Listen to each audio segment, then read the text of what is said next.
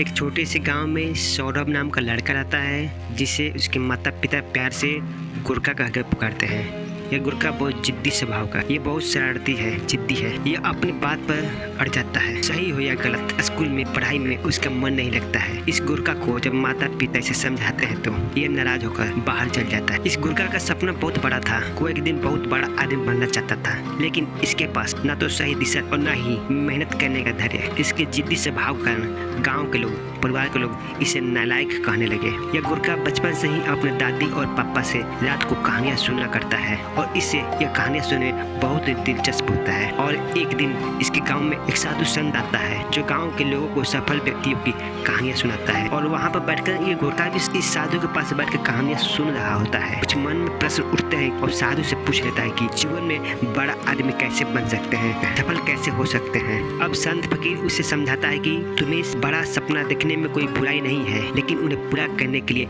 मेहनत और धैर्य चाहिए। अगर तुम्हारे पास ये सब है तो तुम अपने जीवन में बड़ा आदमी बन सकते हो। अगर तुम अपने सपने के पीछे लगातार सही मेहनत करोगे और धैर्य बनाए रखोगे तो तुम जरूर अपने जीवन में सफल एवं बड़ा आदमी बन सकते हो। अब इस गुरका को इस संत फकीर की बातें दिल में बैठ गई और अपने आप को उसने ठान लिया कि वो अपने जीवन में अपनी जिंदगी को बदल कर दिखाएगा।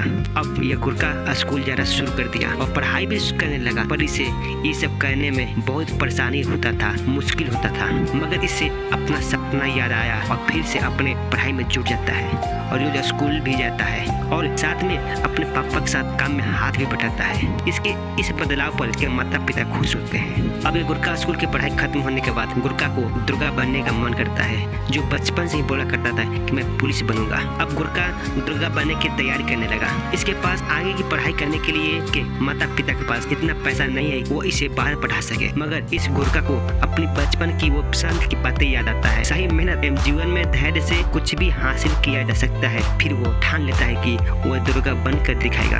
अब गुरका अपना गांव छोड़कर शहर जाता है और वहाँ पर जा कंपनी में काम करने लगता है और उससे जो उसको पैसे मिलते हैं उस पैसे से वो अपनी आगे की पढ़ाई की शुरुआत करता है। अब गुरका दिन रात खूब मेहनत कर कुछ दिनों बाद वो आईएएस अफसर बन जाता है। गुरका के जीवन में कामयाबी का कारण क्या है? उसका जिद्दी स्वभाव है, उसका जिद करना, हट करना।